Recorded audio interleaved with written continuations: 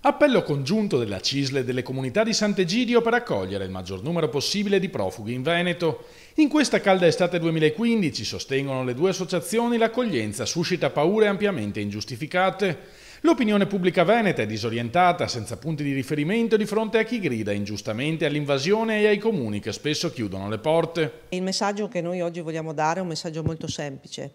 Ogni sindacalista, ogni politico, ogni amministratore, ogni persona di responsabilità in Veneto deve buttare acqua sui fuochi e non benzina sui fuochi. E poi che il governo faccia la sua parte perché non la sta facendo bene. Soffiare sul fuoco delle intolleranze e della paura verso lo straniero è pericoloso, rincarano la dose dalle comunità di Sant'Egidio. Parole razziste e espressioni di violenza contraddicono profondamente la storia e la cultura dei veneti, che si sono sempre contraddistinti per umanità e solidarietà. E proprio la solidarietà è l'atteggiamento migliore che si possa avere in questi giorni. Questo ci permette di superare le paure, di capire meglio i numeri, di capire che non siamo di fronte a un'invasione, che non ci vengono rubati i soldi, anzi i soldi che vengono dati ai profughi tornano in Italia perché pagano lavoratori italiani sostanzialmente, e per capire che davvero questo fenomeno, che è inarrestabile, diciamolo, può essere una ricchezza, e lo è già una ricchezza.